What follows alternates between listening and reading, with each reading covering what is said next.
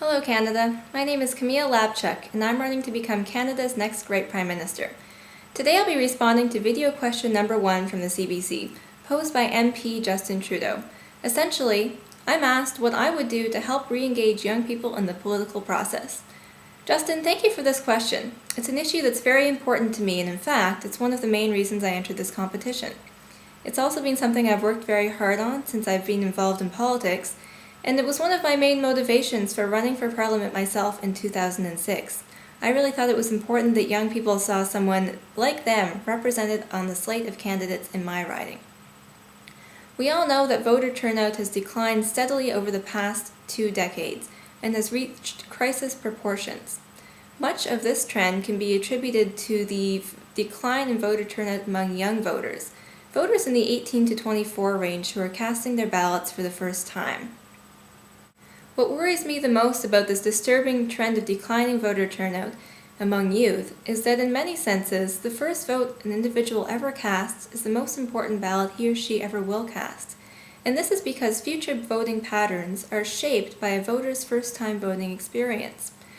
So an elector who heads to the polls, casts a ballot, and has a positive experience on their first-time voting is far more likely to vote in future elections than someone who heads to the polls and has a negative experience, or a young person who doesn't vote at all. Young people who don't vote become older people who don't vote, and what worries me as well is that non-voters will become an even larger chunk of the population as they age. This shows why we need action now to address this problem before it becomes worse. The paradox in this situation is that young people are more engaged in their communities now than their counterparts were in decades past. And what this suggests to me is that declining voter turnout among young people can't be attributed to a general sense of apathy, but rather that it is specific to politics. When we ask young people why they turn away from politics, they say that politicians behave poorly, refuse to cooperate, can't be trusted, and don't address the issues that they find important. As I outlined in my entry video, I would introduce proportional representation to help address these problems and turn the sinking ship of youth voter turnout around before it's too late. Under proportional systems, politicians are encouraged to behave much more cooperatively and to leave partisanship behind. Young people also say they don't feel like voting matters.